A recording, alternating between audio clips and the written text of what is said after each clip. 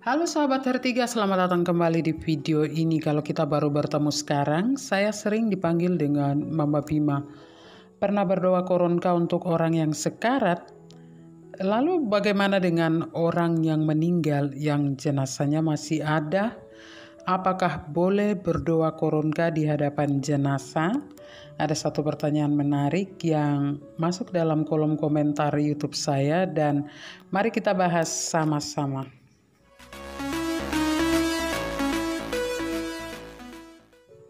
Kita semua pasti pernah berdoa koronka untuk orang yang sekarat. Ketika orang yang kita doakan itu sudah meninggal, jenazahnya masih ada di rumah. Bolehkah kita berdoa lagi dengan koronka? Ada dua alasan kenapa kita tetap perlu berdoa menggunakan koronka untuk orang yang meninggal dunia. Yang pertama, Katekismus Gereja Katolik mengatakan dengan jelas bahwa ada 3 keadaan umat manusia dalam gereja, yaitu orang yang masih hidup, yang masih bersiara di bumi ini, kita semua yang masih hidup. Yang berikut orang yang sudah meninggal, itu jiwa-jiwa yang berada di api penyucian di purgatorium. Dan yang ketiga, orang kudus, jiwa-jiwa orang yang sudah berada di surga, yaitu orang-orang kudus, termasuk mereka yang dikanonisasi menjadi santo dan santa. Kita semua ini membentuk satu kesatuan gereja, sehingga tidak heran kalau di setiap bulan November tiap tahunnya gereja merayakan misa mendoakan khusus jiwa-jiwa yang sudah meninggal. Biasanya di tanggal 1 November gereja merayakan misa kudus untuk para orang kudus. Dan di tanggal 2 November itu gereja merayakan misa untuk jiwa-jiwa orang yang meninggal yang masih terus memurnikan diri di api penyucian. Dan kita percaya dengan bantuan doa-doa kita di setiap misa, jiwa-jiwa mereka dimurnikan dan berhak duduk bersama para kudus di surga. Koronka adalah doa yang diakui Gereja Katolik sebagai doa ekstra liturgis. Doa koronka itu seperti perpanjangan dari doa umat yang berisi doa permohonan menjadi pusat doa gereja yang paling kuat dalam doa-doa gereja. Tetapi kita perlu ingat bahwa ini bukan satu-satunya doa yang selalu dipakai dalam berdoa untuk orang meninggal. Gereja Katolik kita kaya akan doa-doa dan ketika berada di hadapan orang meninggal, tanpa kita sadar, Roh Kudus selalu menggerakkan kita untuk tidak hanya berdoa koronka saja, tetapi juga biasanya kita berdoa rosario, Bapa kami, ada litani, bahkan doa-doa spontan untuk meminta Tuhan menyelamatkan orang meninggal yang kita doakan. Jadi teman-teman, doa koronka itu seperti doa umat yang kita doakan dengan mempersembahkan tubuh dan darah, jiwa dan kealahan Kristus, sehingga untuk mendoakan mereka yang meninggal, kita sebaiknya menyelenggarakan misa kudus dan kita bisa menyampaikan wujud doa di dalam misa kudus tersebut. Bisa kita berdoa ibadat sabda saja dan berdoa koronka. Yang kedua, buku harian Faustina. Santa Faustina orang yang tidak terpelajar, hanya mengenyam pendidikan sampai di kelas 3 SD saja. Yang saya yakin mungkin Santa Faustina belum membaca Katekismus Gereja Katolik. Tetapi menulis hal yang senada dengan Katekismus Gereja Katolik. Ia menulis begini, seperti seorang anak yang baik, selalu berdoa bagi ibu yang mengasihinya. Demikian juga hendaknya setiap jiwa Kristiani selalu berdoa bagi gereja bundanya.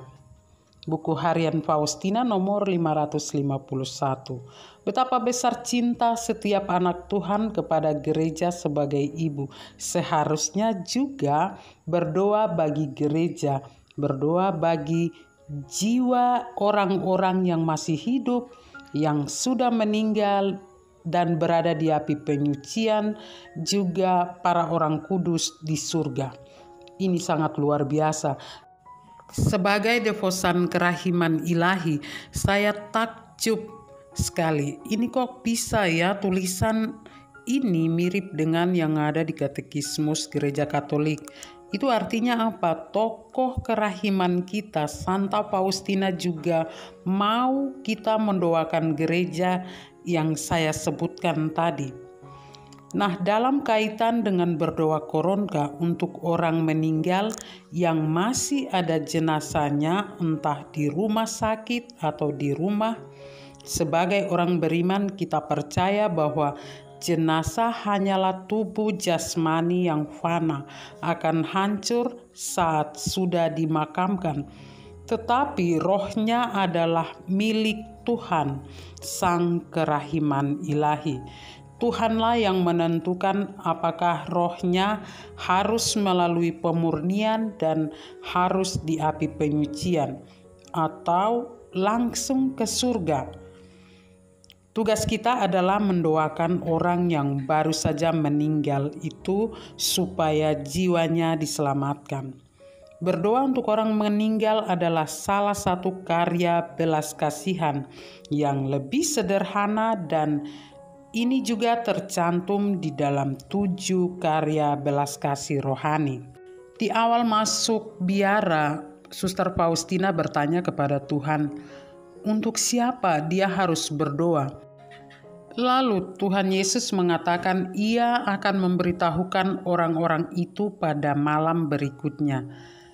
Keesokan harinya, pada malam hari, malaikat pelindung Santa Faustina memerintahkan Santa Faustina untuk mengikuti dia.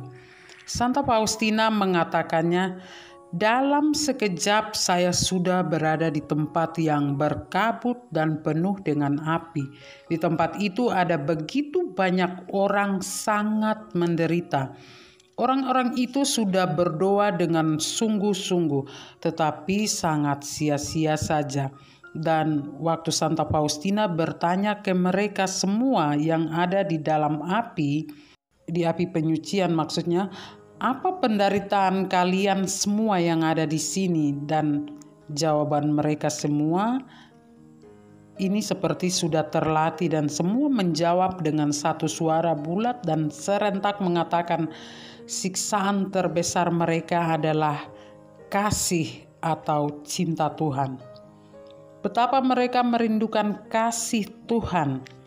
Kita saja yang masih hidup ini, kalau sudah Roh Kudus yang pimpin, berdoa dengan sungguh-sungguh masuk di dalam hadirat Tuhan, pasti pernah merasakan betapa rindunya setengah mati untuk berada di dalam suasana itu. Makan saja jadi kenyang, tiba-tiba malas minum yang ada puji-pujian lewat lantunan lagu atau doa, sudah seperti orang yang jatuh cinta sama Tuhan. Jatuh cinta ke manusia itu rasanya beda dengan jatuh cinta pada Tuhan. Kalau jatuh cinta pada Tuhan, yang ingin kita lakukan adalah puji-pujian, berdoa hanya untuk Tuhan. Saya rasa pasti ada teman-teman yang merasakan kedekatan dengan Tuhan dalam doa atau misa kudus atau pujian penyembahan. Kalau yang dirasakan oleh jiwa-jiwa yang berada di api penyucian itu lebih dari orang yang hidup. Mereka menderita dan ingin langsung dekat ke surga bersama dengan Tuhan. Santa Faustina juga melihat Bunda Maria mengunjungi jiwa-jiwa di purgatorium untuk memberikan semangat dan harapan bagi mereka. Mereka menyebut Bunda Maria sebagai bintang samudra. Santa Faustina masih ingin bertanya, banyak hal, tapi malaikat pelindung menyuruhnya pergi dan meninggalkan api penyucian. Ketika pergi itu, Santa Faustina mendengar di dalam hatinya Tuhan bersabda, "Kerahimanku tidak menghendaki hal ini, tetapi keadilanku menuntutnya." Itu tercatat di buku harian Faustina nomor 20. Tuhan sangat mencintai jiwa-jiwa di purgatorium, tetapi sekaligus mereka harus melunasi hukuman yang dijatuhkan oleh keadilan Tuhan. Itu tercatat di buku harian Faustina nomor 1227. Dan untuk melunasi hukuman itu, jiwa-jiwa yang hanya roh itu tidak mampu melunasinya.